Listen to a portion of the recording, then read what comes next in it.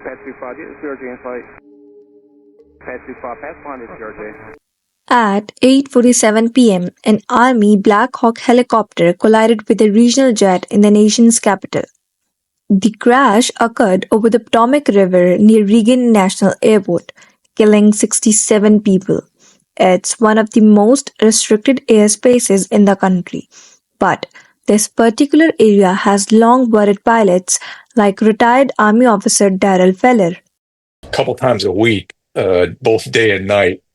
So they're called the DC Hilo route. So here's everything we know about why that area is so precarious. The 33-mile radius around Washington DC is considered a special flight rule area. Pilots have to have advanced clearance from the FAA to fly here, and aircraft must have altitude encoding transponders, among other things. Within that, there's a 17-mile flight restricted zone around Reagan Airport with even stricter rules. And then there are prohibited areas around the White House, National Mall, and the Vice President's residence. But even with the restrictions, it's still one of the most congested airspaces in the country, with civilian, military, police, and other government aircraft constantly operating. To help manage this, DC has designated helicopter corridors as well as altitude restrictions to keep everyone safe. So what happened during the crash? Flight data shows that Black Hawk helicopter flying south down a helicopter corridor over the Potomac River. Military officials say that the pilots were experienced and were conducting an instructing annual night training mission known as a check ride. Meanwhile, American Airlines Flight 5342 was traveling north toward Reagan National.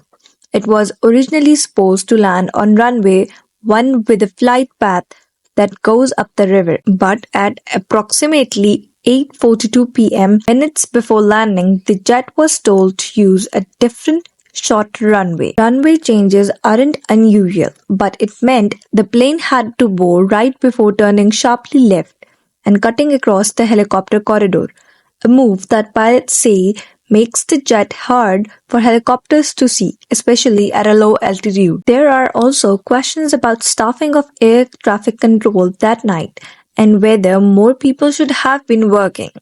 Another potential problem was altitude. Helicopters are supposed to fly below 200 feet in this part of the corridor, but flight data shows that the helicopter may have risen above 300 feet as the airplane was descending from the 400 feet. Officials say data from the aircraft's recording device still needs to be investigated to confirm, but Feller says, Went south down the route at night, and there was a commercial jet landing on 33, and I could not see him.